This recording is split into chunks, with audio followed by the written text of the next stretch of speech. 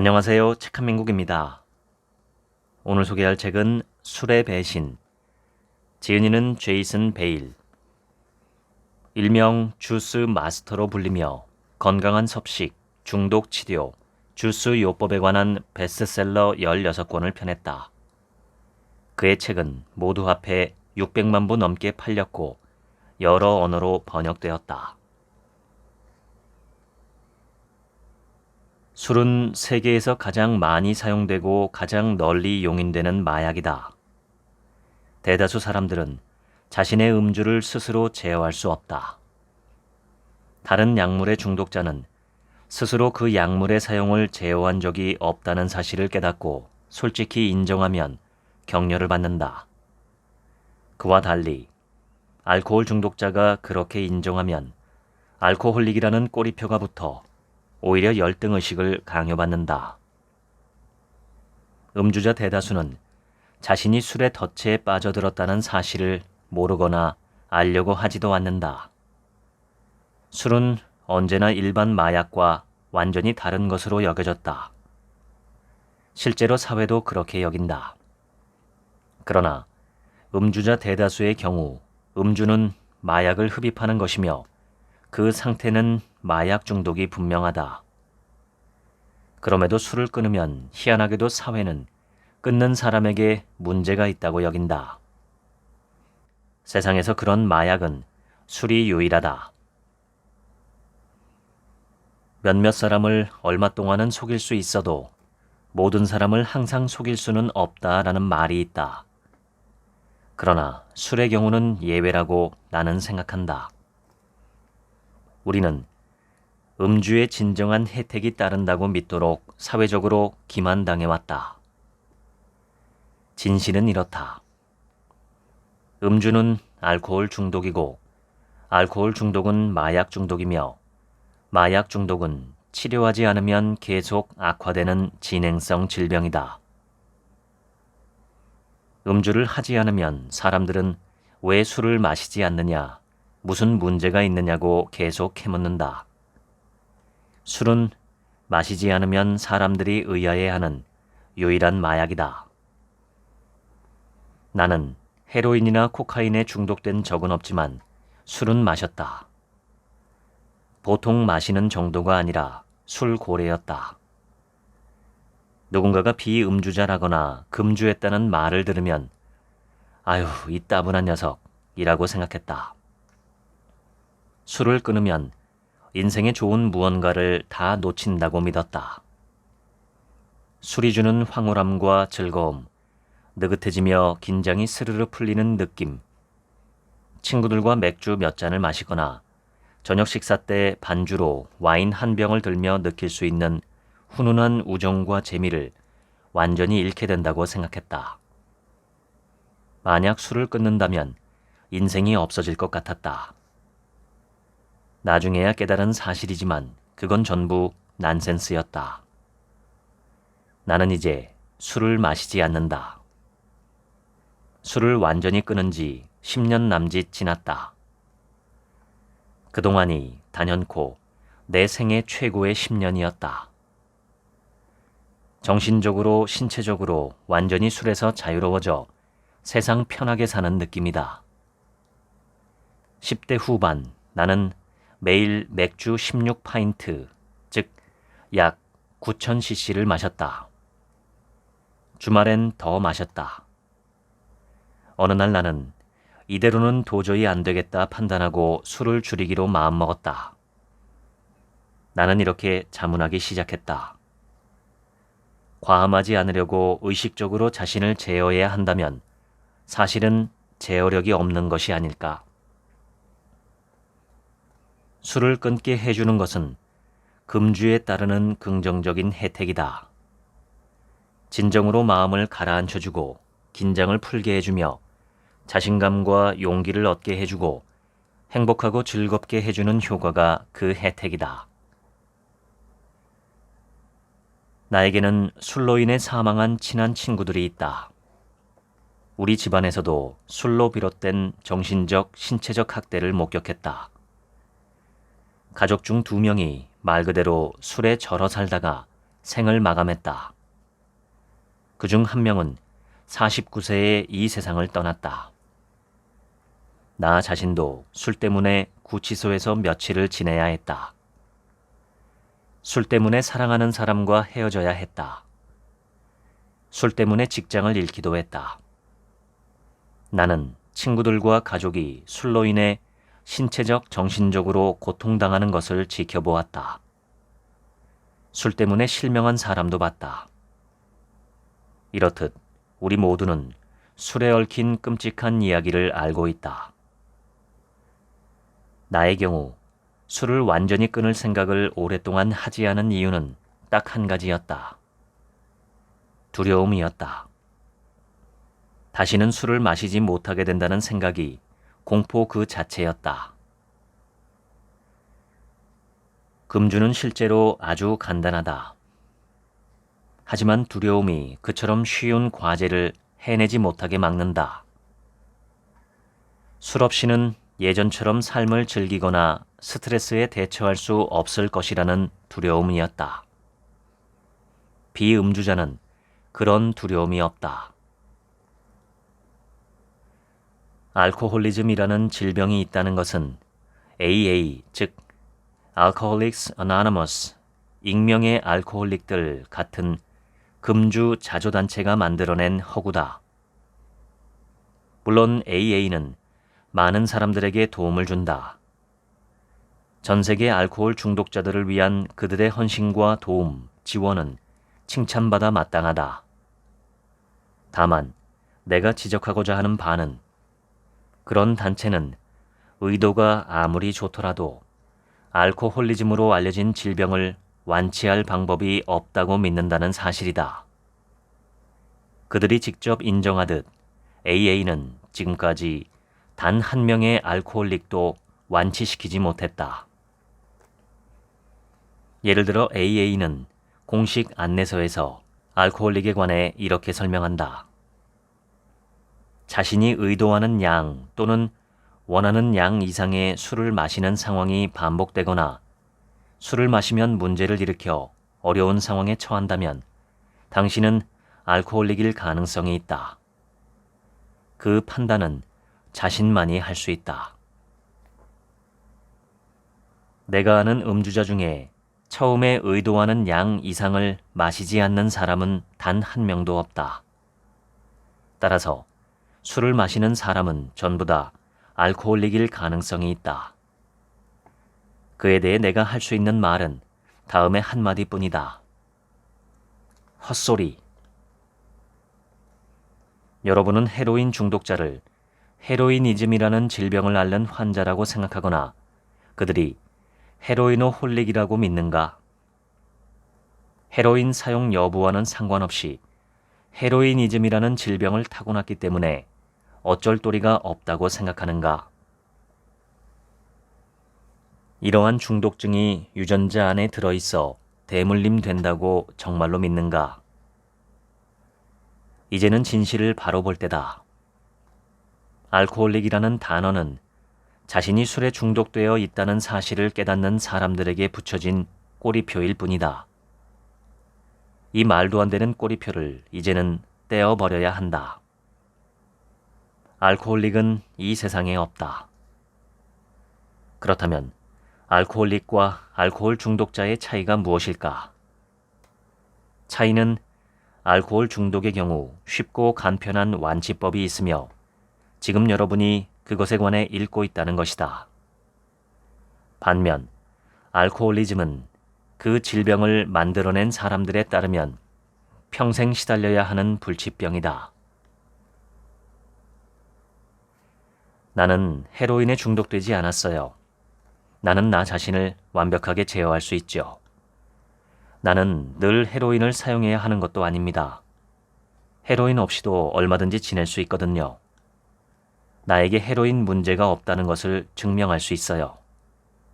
나는 주말이나 특별한 때 또는 스트레스를 많이 받았을 때만 헤로인을 내 팔에 주사하지요. 더구나 아침에는 사용하지 않아요. 그러니 난 중독자가 아닙니다. 누군가 이렇게 말하는 것을 들었다면 여러분은 그가 헤로인 중독이 아니며 헤로인 사용을 완전히 제어할 수 있다고 생각하겠는가? 얼마를 마시든 술을 마시는 사람 전부가 알코올에 중독되었다고 말하려는 것은 아니다. 내가 말하려 하고 명확히 할 필요가 있다고 보는 것은 술이 없는 삶을 두려워하며 술을 자주 마시는 사람은 중독자라는 사실이다. 술을 다시는 못한다는 생각이 두렵게 느껴진다면 중독된 것이며 그러한 두려움이 없다면 중독이 아니다. 왜 사람들은 자신이 알코올에 중독되었다는 사실을 명확하게 알 수 없을까? 인구 대다수가 술을 마시기 때문이다.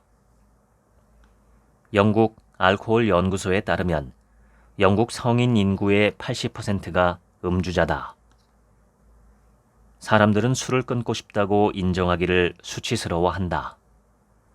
다른 약물 중독의 경우는 그 반대다. 가장 큰 문제는 우리가 술로 인해 어려움을 겪는다고 느끼면 그것은 알코올이라는 약물이 가져다 준 결과라기보다 우리 자신의 나약함으로 비친다는 것이다. 술에 취한 사람이 자신의 행동을 완벽하게 제어하는 것을 본 적이 있는가? 그런 말 자체가 모순이다. 술을 마시는 사람 거의 전부는 스스로 음주를 완벽하게 제어하지 못한다. 그들의 판단과 사고는 언제나 알코올의 영향력 아래에 있다. 그들은 술에 중독되어 있다. 실제로 많은 음주자가 자신의 중독 사실을 까마득히 모른 채 이 세상을 살다가 떠난다. 흡연의 경우도 사람들은 오랫동안 자신이 담배에 중독되었다는 사실을 몰랐다. 그러다가 흡연이 반사회적 행위로 인식되고 공공장소에서 담배를 피우지 못하게 되면서 흡연자들은 중독 사실을 깨닫게 되었다. 흡연자들은 자신이 흡연을 선택하는 것이 아니라 니코틴에 의해 흡연을 강요당한다는 사실을 알게 되었다. 술은 마약이며 중독성이 아주 강한 마약이라는 것은 오랜 세월에 걸쳐 세뇌당한 우리로서는 받아들이기 힘든 불편한 진실이다. 술 끊기가 왜 어려운가? 술을 끊으려고 무엇을 달리 할 필요가 없지 않은가? 그냥 안 마시면 그만 아닌가? 예를 들어 열기구 세계 일주는 정말 어려운 일이다. 100m를 10초 안에 달리기도 지극히 어렵다. 사람들은 술이 자신을 신체적으로 정신적으로 서서히 파괴하고 있다는 사실을 알고 술을 끊고 싶어하는 단계에 도달했을 때 왜 실제로 그렇게 하기를 그토록 힘들어하는가? 이유는 단순하다. 술이 나쁜 줄 뻔히 알지만 그래도 술이 자신에게 어느 정도의 진정한 즐거움과 기댈 수 있는 지지대를 준다고 생각하기 때문이다. 그들은 여전히 음주에 따른 혜택이 어느 정도는 있다고 믿는다. 그렇게 믿는 한 술 끊기는 매우 어렵다. 술을 마시지 않으면 자신의 신세가 처량하다고 느낀다. 내가 술을 끊으면서 가장 힘들었던 점이 그것이었다. 그러나 환상이 거치고 자신이 아주 교묘한 덫에 빠져 있음을 깨달으면 술에는 어떤 장점도 없다는 사실을 마침내 알게 된다. 그 단계에 이르러야만 진정한 자유를 얻을 수 있다. 음주자가 알코올 중독 재활 클리닉에서 6주 동안 금주한 뒤 퇴원하면 몸에는 알코올의 흔적이 남아있지 않다. 그런데도 그들은 여전히 마시고 싶은 욕구를 느낀다. 알코올은 우리 몸에서 신속하게 배출된다. 독성이 너무 강해 체내에 비축되면 생명을 앗아가기 때문이다. 알코올의 체내 흔적은 금주한 지 7에서 10일이 지나면 완전히 사라진다. 문제는 우리의 마음이 술을 어떻게 인식하느냐에 있다. 물론 포그 많은 사람들이나 알코올 중독자들은 갑자기 술을 마시지 않으면 신체적 금단 증상에 시달린다. 혈당이 떨어지고 영양분이 고갈되며 신체적으로 고통받을 수 있다. 그러나 가장 심한 경우에도 신선한 생과일 주스나 과일 스무디를 섭취하면 혈당과 영양분이 곧바로 채워진다. 사람들을 중독에서 벗어나지 못하게 하는 것은 술이라는 마약 그 자체, 그리고 오랜 세월에 걸친 사회적 길들이기와 세뇌가 만들어낸 환상이다. 만약 중독이라는 것의 90% 이상이 심리적 문제이고 약 10%만이 신체적 문제라면 중독에서 해방되기 위해 해야 할 일은 먼저 세뇌를 당해서 생긴 잘못된 믿음과 환상을 제거하고 그 다음 중독에서 비롯되는 어떤 종류의 숙취든 해소하는 데 도움이 되도록 일주일에서 열흘 정도 생과일 주스 등 몸에 활력을 주는 영양분을 충분히 섭취하는 것이다. 사람들은 태어나면서부터 술에 관한 수많은 정보에 노출되면서 세뇌를 당한다. 어른이 되려면 술을 마셔야 한다고 생각하고 술을 마시는 사람이 영웅처럼 보인다. 미디어를 통해 음주의 화려한 이미지에 끊임없이 노출되기 때문이다. 인기 연예인부터 유명한 사업가까지 젊고 강하고 부유하고 성공적이고 매력적인 사람들이 술을 마시며 즐기는 모습 말이다. 심지어 술이 건강에 이롭다고 주장하는 의사들도 있다. 또 우리는 어떤 축하든 기념이든 반드시 술이 있어야 한다고 믿도록 길들여졌다. 2009년 영국에서 매년 주류 광고에 지출된 금액은 2억 파운드, 한화로 약 3,450억 원에 이르렀다. 영국 정부는 술에서 연간 15조 원 이상의 세수를 올렸다. 당시 영국인들이 술 마시느라 쓴 돈은 연간 약 250억 파운드, 한화로 약 43조 900억 원이었다. 전체 공공지출의 13%에 해당하는 교육 예산 270억 파운드에 육박했다. 희한한 점은 우리 사회가 술에는 관대하면서 다른 형태의 마약에는 아주 단호하게 반응한다는 사실이다. 헤로인이나 엑스터시 밀매상에게는 종신형을 내려야 한다는 주장이 자주 들린다. 하지만 술은 매년 헤로인, 크랙, 코카인, 스피드, 엑스터시 등 모든 다른 강력한 마약을 합친 것보다 더 많은 목숨을 앗아간다. 영국의 통계를 보면 그러한 마약 때문에 목숨을 잃는 사람은 연간 약 1,000명이지만 술에 의한 사망자는 9,000명이 넘는다. 영국 왕립의사회는 술과 관련된 사망이 연간 약 4만 건에 이른다고 추정한다. 그마저 계속 증가하는 추세다. 술과 관련된 피해자는 아주 많다. 성범죄, 신체적 정신적 학대, 원치 않는 임신, 폭력, 가정와해 등 피해의 형태가 다양하다. 흉기 난동의 75%는 술과 직접적 관련이 있다. 그 외에도 자살, 살인, 성폭행, 구타 등 이루 헤아리기 어려울 정도다. 영국은 국가 전체적으로 술로 인한 근로손실 일수가 연간 800만에서 1,400만일에 이른다. 빈곤과 노숙의 원인도 술 탓인 경우가 많다. 술을 배우기 전에는 술 없이도 모임을 즐기고 행복했을 것이다. 여러분이 유아 시절에 스트레스를 받았다 해서 어린이집에서 집으로 돌아간 뒤에 한잔 하고 싶다는 생각은 들지 않았을 것이다. 다시 말해 여러분은 술을 마시지 않고도 삶을 즐기고 인생의 문제에 대처할 수 있었다는 뜻이다. 여러분은 왜 술을 마시기 시작했는가?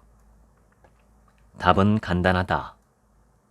사회적 압력 때문에 마시기 시작했다. 사람들이 술을 마시는 이유는 크게 세 가지다. 즐거움과 재미를 위해서 마시거나, 스트레스와 긴장 해소 수단으로 마시거나, 음주가 습관이 되었기 때문에 마신다.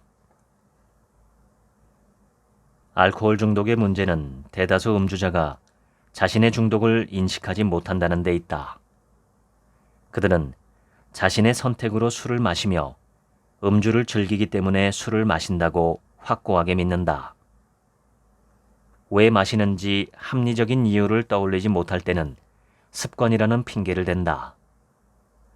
그런 거짓말을 너무나 오래 반복하다 보면 실제로 그렇게 믿게 된다. 질문을 하나 하겠다. 술을 처음 마실 때 그 맛이 어땠는가? 솔직히 답해보라. 처음 술을 맛볼 때 속으로 도대체 이게 뭐야? 이것보단 과일 주스가 훨씬 낫지 라고 생각하지 않은 사람이 있는가? 아마도 없을 것이다. 첫 잔을 마실 때 신체적, 정신적으로 역겨움을 느끼지 않은 사람은 없다. 알코올은 독이기 때문이다. 사람들은 어떤 술은 자꾸 마시다 보면 익숙해져서 결국 그 맛을 좋아하게 된다고 말한다. 하지만 그 사실의 진정한 의미가 무엇인지 생각해보라. 애초에 그 맛을 좋아하지 않았다는 뜻이다. 원래 좋아하는 맛이라면 그 맛에 익숙해지려고 노력할 필요가 없지 않을까? 엄밀히 말하면 우리는 술의 맛에 익숙해질 수 없다. 단지 술을 마시겠다는 일념으로 알코올이라는 마약성 약물에 대한 내성을 만들어 역겨운 맛을 억누를 뿐이다. 술이란 과일이나 채소가 발효된 것이다. 다시 말해 부패의 산물이다. 썩은 물질이다. 그래서 맛이 역겨울 수밖에 없다. 순수 알코올, 즉 에탄올은 무색의 액체로 아주 강한 독성을 갖는다. 모든 독소는 맛이 역겹다. 우리 몸이 스스로 보호하기 위해 독소를 섭취하지 않도록 그런 맛을 느끼게 한다. 일부 와인 전문가들은 와인의 맛을 두고 경박하다거나 되바라지다거나 좋은 코를 가졌다거나 조숙했다거나 침울하다거나 신비롭다 등으로 평가한다. 하지만 내가 생각하는 신비로운 것은 우리가 그런 과대 광고와 선전에 넘어가는 이유뿐이다. 알코올이 함유된 음료를 꾸준히 참고 마시면 결국은 그 쓰레기 같은 맛에 익숙해져 그 맛을 좋아하게 된다. 실제로 그 맛을 즐기는 것으로 착각한다. 대다수 음주자는 스스로 인정하든 않든 술을 마시는 게 멍청한 행동이라고 직감적으로 느낀다. 한번 생각해보라. 서서히 정상적 기능을 잃게 만드는 술을 마시는 게 이상하지 않은가? 한때는 담배를 피우지 않는 게 이상할 정도로 흡연이 만연했다. 흡연은 마약 중독으로 여겨진 적이 없으며 많은 사람은 자신이 중독되었다는 사실을 몰랐다. 그러나 담배를 피우기 위해 칼바람 부는 추운 날씨에 건물 밖으로 나가 흡연 장소를 찾아가야 하는 시기가 오고 나서야 그들은 자신의 중독을 깨달았다. 알코올은 이뇨제다. 소변을 보도록 한다는 뜻이다. 맥주 한 잔을 마셔도 화장실에 3번이나 갈 수 있다. 그에 따라 몸은 탈수 상태가 된다. 또한 음주자는 두개골 내부를 누군가가 무자비하게 내려치는 듯한 고통도 경험했을 것이다. 이는 뇌가 수축되면서 나타나는 증상이다. 뇌는 우리 몸의 나머지 부위와 마찬가지로 대부분 물로 이루어져 있다. 술을 많이 마시면 탈수 현상으로 뇌가 전날보다 줄어든다. 알코올의 탈수 효과는 매우 강해서 맥주에서 3%만이 알코올이고 97%가 물이라 해도 그 3%가 97%를 고갈시킬 뿐 아니라 몸에 비축된 물까지 빼앗아간다. 알코올 자체는 갈증을 해소하는 것이 아니라 오히려 증폭시킨다. 그러니 술이란 참으로 대단한 상품이 아닌가. 술을 만들어 파는 사람은 전혀 손해볼 게 없다. 그들은 소비자의 갈증을 유발하는 액체를 판다. 소비자는 술이 일으킨 갈증을 풀기 위해 더 많은 술을 마신다. 술은 사람을 우울하게 만든다.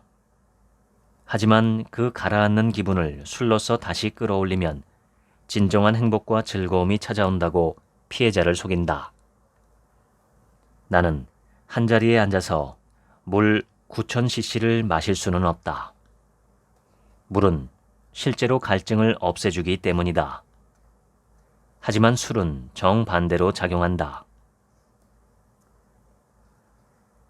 술을 끊으면 분명히 정상으로 돌아간다. 우리가 술을 알기 전에는 알코올이 필요하지 않았다. 아이들은 즐기기 위해 술이 필요하지 않은데 성인인 우리는 왜 술이 필요하다고 느낄까? 왜 우리는 술을 끊으면 소중한 무언가를 놓치고 있다고 느끼는가? 처음 술을 마실 때는 한 잔에 취하지만 마시면 마실수록 술에 강해진다. 몸이 독소에 대한 내성을 키웠기 때문이다. 많이 마실수록 알코올의 필요성이 더 커지고 술이 당길수록 더 많이 마시게 된다. 어떤 사람은 술을 마시면 더 많이 웃는다고 말한다. 물론 그럴 때도 있다. 하지만 나는 7살 정도였을 때 본드를 흡입하고 늘 바보처럼 기이하게 미소를 짓는 또래 아이들과 어울렸다. 그렇게 웃는 것이 본드를 흡입할 타당한 이유가 될 수 있었을까? 당연히 그렇지 않다. 술의 경우도 마찬가지다. 술을 마시면 자신의 본연을 잃게 된다. 알코올은 기분 저하제다.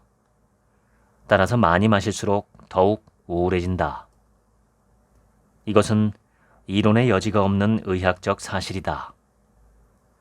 알코올이 사람들을 진실로 행복하게 만들어준다면 왜 의사들이 술을 항우울제로 처방하지 않을까? 울적하고 외로울 때 홀로 방에 앉아 술을 마시면 더욱 기분이 가라앉고 비참해질 뿐이다. 못 믿겠다면 극단적인 선택의 시도 중 65% 이상이 술과 관련된 이유가 무엇인지 한번 생각해보라. 알코올이 우리를 행복하고 즐겁게 해준다면 술을 마시고 난 뒤 삶을 끝내고 싶어 할 이유가 없지 않은가? 이 질문에 답해보라. 술을 마실 때마다 늘 행복했다고 솔직하게 말할 수 있는가? 술을 마시며 짜증을 내고 시비를 건 적은 없는가? 술을 마시는 도중에 스트레스에 시달리고 울적해지거나 운 적은 없는가? 술을 마실 때 불쾌한 생각이 들거나 비합리적 언행을 한 적은 없는가? 진실은 이렇다. 좋은 기분으로 밤을 즐기는 데는 술이 필요 없다. 알코올은 우리를 즐겁게 해주지 않는다. 알코올은 우리의 기분을 가라앉혀 우울하게 만든다. 알코올 중독자는 모든 일을 자신이 제어할 수 있다는 환상을 갖는다. 술을 마시지 않은 채 술 취한 사람을 살펴보면 잘 알 수 있다. 알코올은 사람의 자연적인 두려움과 어색함을 없애준다.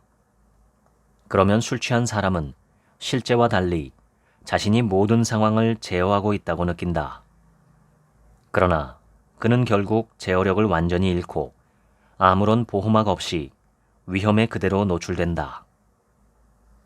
술기운은 우리가 하는 말과 행동, 생각을 완전히 지배한다. 우리 대다수는 술을 마시면 운전을 더 잘하는 게 아니라 돌발 상황에 대한 반응이 늦어져서 사람들의 목숨을 위험에 빠뜨린다는 사실을 잘 안다. 뇌는 우리가 말하는 대로 따른다. 우리가 뇌에 술 없이는 긴장을 풀 수 없다고 말하면 뇌는 알았어, 술을 한잔할 때까지는 긴장을 풀지 않을게 라고 말한다. 알코올은 소화되지 않고 곧바로 위벽을 통과해 즉시 혈당을 높인다. 혈당이 과다해지며 강력한 호르몬 인슐린이 과잉 분비된다. 술을 마실 때 흥분을 느끼는 것은 인슐린이 알코올을 태우려고 혈류 속을 질주하기 때문이다. 이러한 인슐린 과잉 반응은 곧바로 저혈당을 유발해 우리 몸의 연료가 고갈된다. 그래서 다시 술이 필요하다. 술을 다시 마시면 즉시 긴장이 풀리는 듯하다. 곧바로 혈당이 올라가 연료가 고갈된 느낌을 순간적으로 완화해주기 때문이다. 이처럼 알코올은 저혈당과 탈수를 초래하며 간과 췌장, 신장에 과부하를 걸고 뇌에서 산소를 고갈시킨다. 그런 상황에서 어떻게 긴장을 풀고 편안하고 느긋해질 수 있을까? 술은 긴장 완화에 실제적 도움이 되지 않는다. 우리는 대개 점심시간이나 일과를 마쳤을 때, 장시간 온욕을 할 때, 집안의 잡일을 끝냈을 때, 만찬 때나 해변에 누워 쉴 때 등 느긋한 시간에 술을 찾는다. 그럴 때 흔히 술이 우리를 느긋하게 해준다고 이야기한다. 그러나 일을 마치고 편안한 상태에 있기 때문에 느긋해지는 것이지 알코올 자체는 긴장을 풀어줄 능력이 없다. 편안하지 않은 상태에서 술을 마시면 느긋해질 수 있는지 잘 생각해보라. 헤로인 중독자가 바닥에 쓰러져 있으면 편안하고 느긋해 보이는가? 아니면 헤로인에 취해 정신을 잃은 거라고 생각하겠는가? 술을 마시고 인사불성이 되었다는 것은 몸이 혈류 속의 독소를 처리하는 데 모든 자원을 쓰다 보니 생생하게 깨어 있을 수 없다는 의미다. 알코올의 효과로 시각과 청각, 의식을 잃으면 사실상 혼수 상태다. 그것은 결코 긴장 완화가 아니다. 술에서 자유로워진 상태의 최대 이점은 자신감과 용기를 되찾을 수 있다는 것이다. 가장 끔찍한 폭력 사건은 주로 음주와 관련이 있다. 폭행을 가하는 쪽은 자연적 두려움을 잃고 통제불능 상태일 뿐 용기 있는 것이 결코 아니다. 알코올 중독자는 술이 실제로 자신을 용감하게 만들어준다고 믿지만 실제로 알코올은 중추신경계의 기능을 저하시켜 그 믿음과 정반대의 상황을 만든다. 알코올은 허구적인 용기와 자신감을 일으키는 동시에 진짜 용기와 자신감을 사라지게 만든다. 어린이들은 진정한 용기로 두려움을 극복한다. 생일 파티에 참석한 아이들을 보라. 그들은 노래하고 춤추고 놀며 스스로 웃음거리가 되기를 마다하지 않는다. 알코올 중독자는 즐기려면 우선 술이 있어야 한다고 믿는다. 우리는 두려움을 극복할 때마다 인간으로서 성장한다. 자신이 술을 제어한다고 큰소리치는 것은 실제로 술의 지배를 받는다는 표시다. 누군가 일주일 동안 술을 마시지 않았다며 그것을 큰 업적인 양 자랑한다면 그가 술에 대한 제어력을 잃었다는 뜻이다. 한번 생각해보라. 예를 들어 내가 바나나를 끊고 싶어 다른 사람들에게 벌써 몇 주 동안 바나나를 먹지 않았다고 자랑하며 바나나를 한 달 동안 끊는 방법이라는 책을 읽고 있다면 그것이 바로 나에게 바나나 문제가 있다는 뜻이 아닐까? 사람들은 나에게 바나나 중독 치료를 받으라고 강권할 것이다. 타조는 위험에 처하면 모래 속에 머리를 박는다. 눈으로 보지 못하면 위험이 사라진다고 생각한다. 지능이 높은 인간은 그런 타조를 보며 웃는다. 하지만 술이 스트레스를 해소해 준다고 믿는 것은 바로 그런 식이다.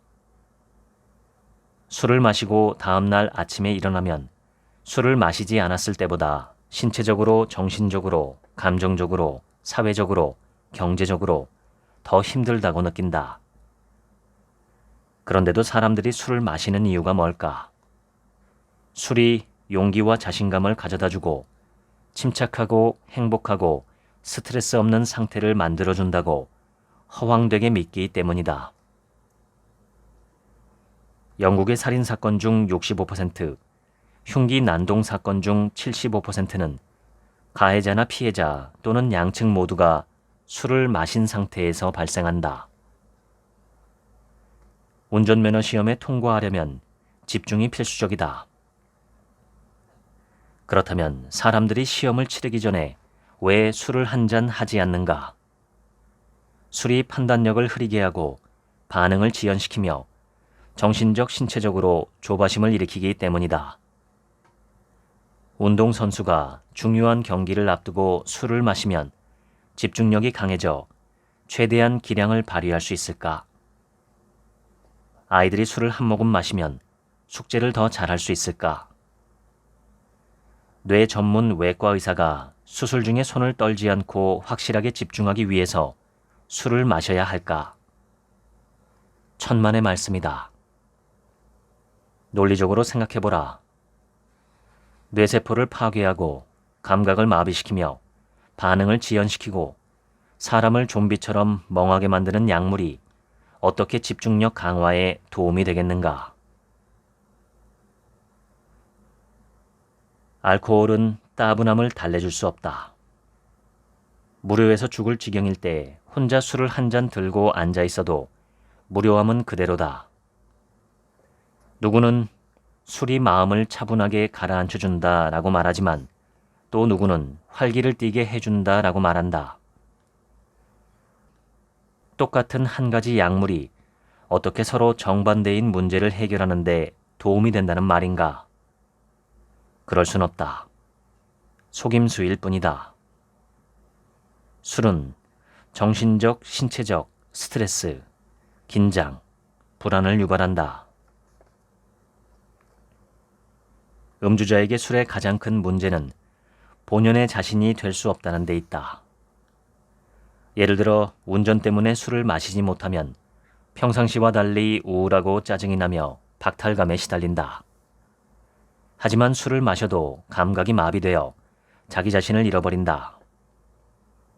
또 술은 이성과 상식도 빼앗아간다. 그런 상태로는 사람들과 어울리지 못한다. 우리가 술을 계속 마시면 우리 몸은 이 독약을 받아들일 수밖에 없다고 생각한다. 따라서 생존을 위해 면역과 내성을 자동적으로 발달시킨다.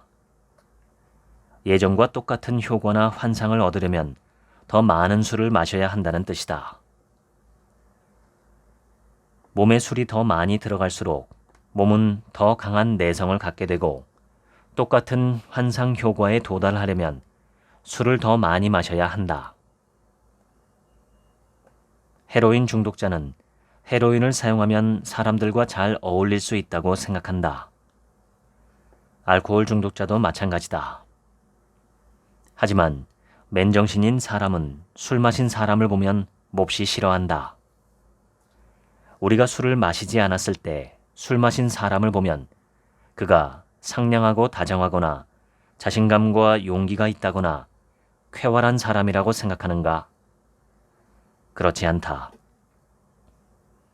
가능하면 피하고 싶어 한다.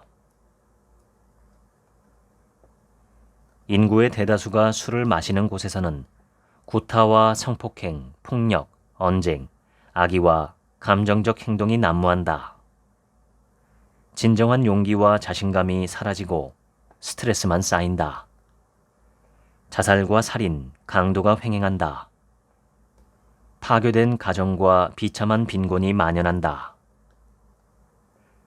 영국의 평균적 음주자가 평생 술에 쏟아붓는 돈은 약 10만 파운드, 한화 1억 8천만 원이다. 그것은 음주의 직접적 비용일 뿐이다. 알코올 의존에 수반되는 추가 비용도 있다. 가장 먼저 꼽을 수 있는 것은 택시 비용이다. 영국의 평균적 음주자는 음주의 직접적 결과로 일생 동안 택시비로 약 1만 8천 파운드, 한화 3,100만 원을 지출한다. 바보 같은 행동을 한 데 대해 사과하느라 꽃과 카드를 사는데도 돈이 추가로 든다. 숙취로 결근하거나 조퇴하며 발생하는 비용도 크다. 물건을 깨거나 다른 사람의 소유물을 파손해서 발생하는 수리비, 변상비도 만만치 않다. 어떤 사람은 술로 인해 자격 면허를 잃기도 하고 구치소에 수감되기도 한다. 주치난동으로 벌금을 물기도 하고 술 때문에 일자리를 잃는 사람도 적지 않다. 간호사인 한 친구는 얼굴에 종양이 생긴 한 남자의 종양 제거 수술에 참여한 경험을 들려주었다. 종양이 너무 널리 퍼져 얼굴 옆면 거의 전체와 머리의 일부까지 제거해야 했다. 수술 도중 뇌가 노출되었다. 집도의는 환자가 술고래였던 것 같다고 말했다. 내 친구가 어떻게 아느냐고 묻자 의사는 뇌의 크기를 잘 살펴보라고 했다. 환자의 뇌는 기존보다 훨씬 작았다. 그게 음주의 직접적 결과라는 설명이었다. 실제로 알코올은 뇌를 쪼그라들게 만든다. 전문가들은 40세 이상인 사람들의 심장병 예방에 약간의 술이 도움이 될 수 있다고 말한다. 그러나 실상은 다르다. 통계에 따르면 45세 이상인 영국인 중 심장병으로 사망하는 사람이 가장 많다. 영국은 성인의 80% 이상이 술을 마시는 나라가 아닌가. 알코올이 심장병 예방에 도움이 된다면 세계에서 영국이 가장 건강한 나라가 되어야 마땅하지 않을까. 그뿐 아니다. 의학적으로 입증된 술의 다른 폐해도 많다. 중추신경계 전반의 기능을 떨어뜨린다. 용기와 자신감, 자존감을 손상한다. 뇌세포를 파괴한다. 면역체계를 약화시켜 질병에 취약해진다. 몸의 칼슘 흡수를 방해해서 골다공증 등 골격의 약화를 초래한다. 시각의 지장을 초래한다. 소리의 차이를 구별하거나 소리가 나는 방향을 지각하는 청각 능력이 약화된다. 혀가 꼬부라지며 발음이 불분명해진다. 미각과 후각이 둔감해진다. 인후 내벽이 손상된다. 심장 근육이 허약해져 몸 전체에 혈액을 공급하는 능력이 떨어진다. 백혈구와 적혈구의 생산을 방해한다. 전신의 근육을 약화시킨다. 위 내벽을 손상한다. 장 내벽을 자극해 궤양, 암, 메스꺼움, 설사, 구토, 발한, 식욕부진, 기타 비타민과 영양소 대사 능력 손실을 초래할 수 있다. 간과 신장, 췌장에 무리를 준다. 당뇨병을 일으킨다. 비만을 초래한다. 물론 이렇게 묻는 사람들도 많다. 하루에 레드와인 2잔 정도 마시면 몸에 좋을 수 있지 않을까요? 전혀 좋지 않다. 어떤 종류든 마약은 속성상 그 마약을 점점 더 많이 사용하도록 유도한다. 의사들이 하루에 조금씩만 마시면 몸에 좋지만 우리가 제시하는 합리적인 양을 넘어서면 해롭다 라고 말하면 사람들은 스스로 음주량을 조절할 수 있다고 생각하며 점점 더 마시게 된다. 독성 물질이 체내에 들어오면 몸은 그 물질을 저장하거나 제거해야 한다. 알코올은 저장할 수 없다. 알코올이 몸에 쌓이면 우리는 죽는다. 그래서 몸은 알코올을 내보내려고 모든 수단을 동원한다. 하지만 우리가 알코올을 계속 몸에 들여보내면 그 능력이 소진된다. 간접 음주는 가족 외 다른 사람들에게도 피해를 준다. 교통사고로 목숨을 잃는 성인 보행자의 절반은 혈중 알코올 농도가 음주운전의 법정 한도보다 2배나 높다. 많은 경우 운전자의 잘못이 아니라 보행자의 잘못으로 사고가 난다. 그들을 친 운전자는 평생 괴로움에 시달려야 한다.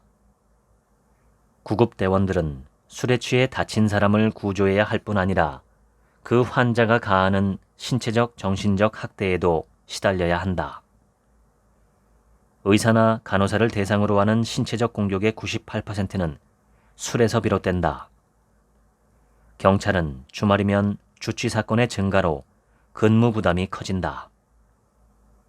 음주운전의 피해자들은 간접 음주로 인해 매일 고통당한다.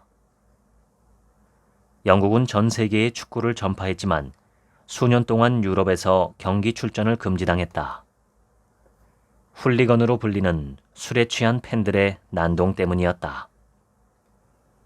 난동을 부리다가 체포된 사람은 전부 음주를 한 상태였다. 술에 얽힌 이야기는 대부분 진짜 어리석고 바보 같은 행동을 주제로 한다. 술꾼들은 누구의 이야기가 더 재미있는지를 두고 경쟁한다. 화장실이 어디 있는지 잊어버려 엉뚱한 곳에서 볼일을 보거나 배우자의 부모 앞에서 토한 일이 적어도 한 번은 있었다고 해야 술꾼 대접을 받는다. 심지어 베란다에서 떨어져 갈비뼈가 부러졌다거나 집에 가는 버스나 기차에서 졸다가 깨어보니 들판의 소똥 위에 엎어져 있었다고 해야 진정한 술꾼이라는 말을 듣는다. 그러나 그 모든 일을 웃어 넘길 수는 없다. 어떤 식으로든 그에 따른 대가를 치러야 하기 때문이다. 요점은 알코올 중독이 전혀 웃긴 일이 아니라는 것이다. 우리가 음주 탓으로 벌어진 사건에 관해 듣고 웃는 것은 그 이야기가 제어력을 잃은 사람을 묘사하기 때문이다. 술에서 자유로워지면 우리가 가진 이 소중한 삶의 모든 순간, 모든 부분, 모든 것을 정확히 기억할 수 있다. 모든 상황을 맑은 정신으로 판단하고 제어할 수 있다. 술의 지배에서 벗어나 진정한 자유를 누리려면 알코올 중독자로 태어나는 사람은 없다는 사실을 명확히 인식해야 한다. 태어날 때부터 커피를 좋아하거나 초콜릿을 좋아하는 사람이 없는 것과 마찬가지다. 사람들이 알코올에 중독되는 이유는 단 한 가지, 세뇌와 길들이기다. 술을 한 번도 접한 적이 없는 사람들에게는 술을 팔 수 있는 방법이 없다. 사람들을 혼란스럽고 바보스럽고 무례하고 호전적으로 만들고 속을 메스껍게 하며 전날 마신 술의 불쾌한 효과를 줄이려면 더 많이 마셔야 하는 이 기이한 액체 상품을 누가 구입하겠는가? 먼저 단점부터 보자. 이 마약은 액체 형태, 즉 액상이며 부패의 산물이다. 맛이 역겹다. 중독성이 아주 강해 한번 섭취하면 평생 중독 상태로 지낼 가능성이 크다. 평생 섭취한다면 10만 파운드 이상을 지출해야 한다. 섭취할 때마다 뇌세포 수천 개가 파괴된다. 다음 날이 되면 뇌가 쪼그라들 정도로 탈수 효과가 강하다. 모든 감각을 무디게 만든다. 멍하고 몽롱하게 만든다. 정상적인 대화가 불가능해지도록 만든다. 효율적이고 효과적으로 소통할 능력을 손상시킨다. 자연적 두려움을 없애 외부 위험에 취약해지도록 만든다. 자신이 더 용감하다는 환상을 갖게 한다. 더 많이 섭취할수록 몸과 마음은 더 가라앉는다.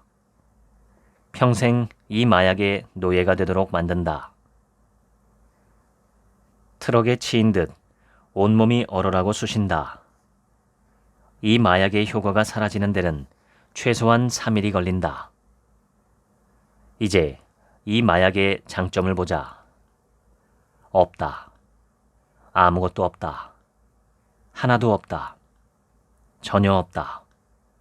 눈 씻고 봐도 없다. 이제 여러분에게 질문하겠다. 이 새로운 마약을 사용하고 싶은가?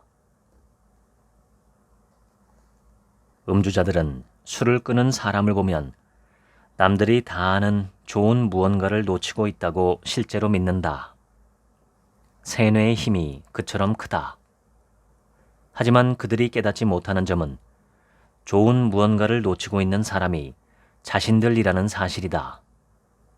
사실은 여러분이 그들을 안타까워해야 한다. 좋은 무언가를 놓치거나 빼앗긴 쪽은 음주자들이다.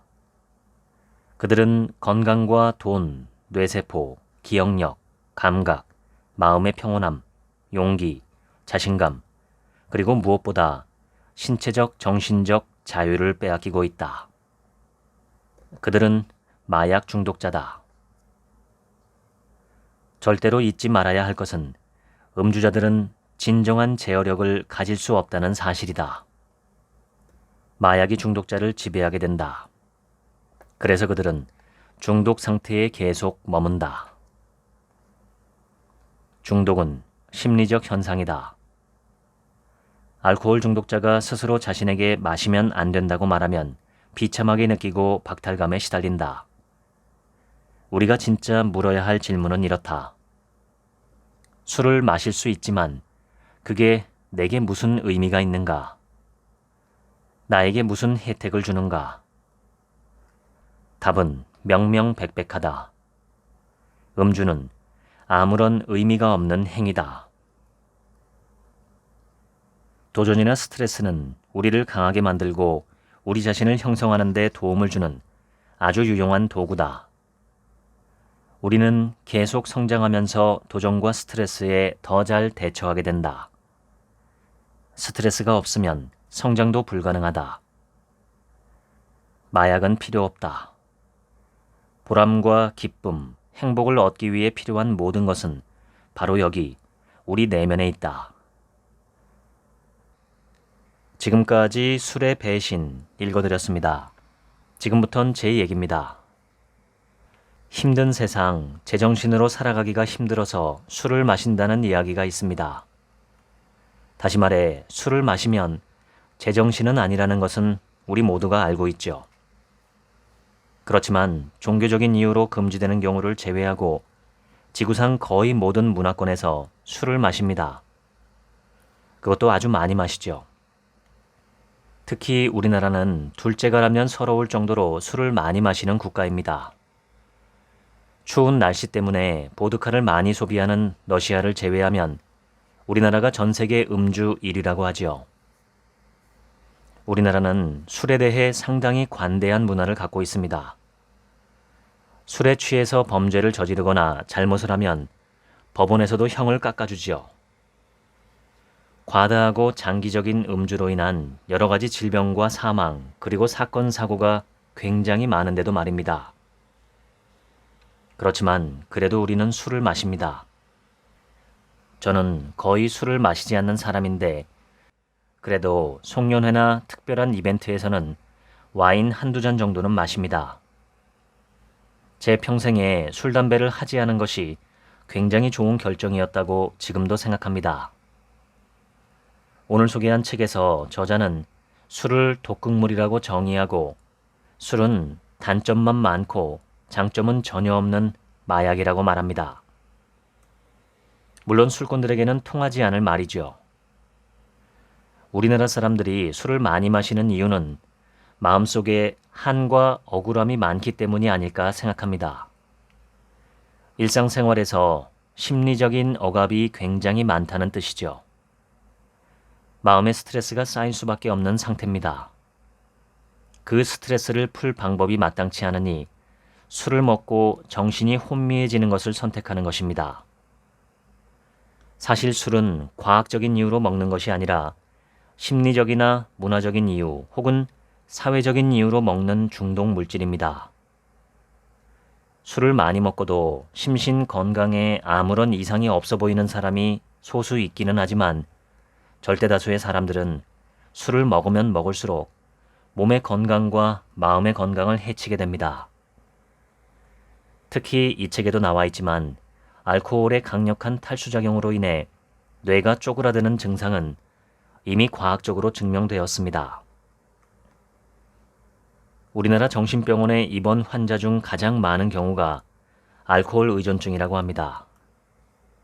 사람이 술을 먹기 시작하다가 마침내 술이 사람을 통째로 삼켜버린 것이 바로 알코올 의존증입니다. 그런데 알코올 의존증의 기준을 보면 우리나라 성인 남성의 거의 절반 정도는 거기에 해당한다고 하죠. 술을 마셔야 한다고 주장하는 쪽에서 말하는 술의 가장 큰 장점은 스트레스 해소와 사회적 교류의 증대입니다. 저자는 그것이 사실이 아니라고 논박합니다. 사실 술을 먹지 않고서도 얼마든지 잘 살아가는 사회나 집단이 있다는 것을 감안하면 사회적 교류를 위해 술이 절대적으로 필요하다고 보기는 어렵습니다. 그것은 하나의 핑계일 수는 있겠습니다. 술을 적당히 즐기면 삶에 도움이 된다는 이야기도 많습니다. 저자는 그것이 마치 헤로인이나 코카인 같은 마약을 적당히 즐기면 삶에 도움이 된다는 말과 비슷하다고 말합니다. 술을 어떻게 해야 할까요? 지금으로서는 각자의 선택에 달려 있는데 저는 술을 즐기는 사람치고 장기적으로 건강한 심신을 유지하는 경우를 잘 보지 못했습니다. 신체의 건강도 직접적으로 해치지만 두뇌 건강에도 직접적으로 악영향을 미치죠. 그래도 즐기고 싶다면 자기 자신을 지킬 수 있는 한도 내에서 즐기시면 좋겠습니다. 한 가지 조언을 하자면 저는 술을 끊고 과일을 선택하시면 어떨까 생각합니다. 술 마시듯 과일을 즐겨 먹으면 몸도 뇌도 더 행복해집니다. 저는 요즘도 아침마다 과일과 채소와 감자를 먹는데 상당히 만족스럽습니다. 지금 이 방송을 들으시는 모든 술꾼들의 현명한 결단을 기대합니다. 지금까지 책 한 민국의 하루치 생각이었습니다. 들어주셔서 감사합니다.